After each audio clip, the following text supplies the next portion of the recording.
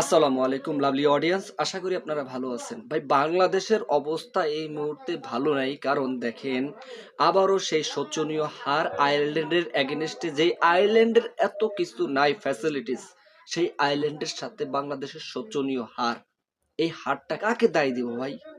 এই হারটা সম্পূর্ণভাবে বিসিবি যারা কর্মকর্তা এই মুহূর্তে আছেন তাদের উপরে এই দায়গুলো নেওয়া উচিত বলে আমরা মনে করি। কারণ প্লেয়ারদের সাথে যে একটা কমিউনিকেটেড যখন বিশ্বকাপ আসে তখন তাদের একেবারে ক্লাব ছান্দে।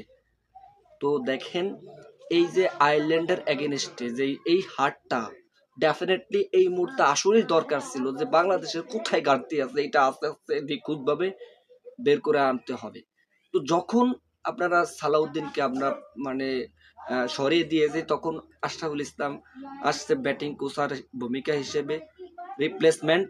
তো পৃথিবীর যত বড় বাগা বাগা কোচার দিয়ে আনেন না কেন, বাংলাদেশের এই কোলাপস থাকবেই। যেমনটা আমরা দেখি, যখন পেটাররা আসা যাওয়ার মিছিলে থাকে তখন বাংলাদেশের অবস্থা একেবারে জড়শীর্ণ হয়ে গেছে। বোলিং এই দিন হয়তো খারাপ করতেই পারে, ডেফিনেটলি তারা আজীবন বোলিং লাইন ভালো করবে এটাও না। আপকামিং 2026 বিশ্বকাপ বাংলাদেশের খেলবেন সি গ্রুপে, এবং এই প্রস্তুতি নিয়ে এই প্রস্তুতি হয় ভাই, আপনারা কি বলেন ভাই? এই প্রস্তুতি থাকলে কখনো বাংলাদেশ আগাতে পারবে না, যেটা আমরা এখন ব্যাটিং ক্লাবস দেখি। তো এই দিনে শুধুমাত্র 70+ রান করেন তাহিদ হৃদয়। এই দিনে জাকির আলী অনেক আবারও সেই ব্যাটিং ক্লাবস আবারও সেই লেগে টানেন। এই দিনে তামিম কিছু করে না, ডাব্বা। এই দিনে কে লিটন খারাপ করেন।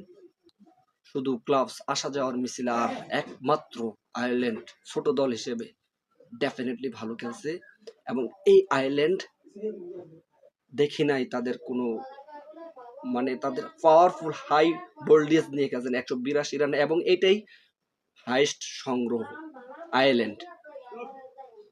হ্যারি টেক্টর 69 রান করেন 45 বলে।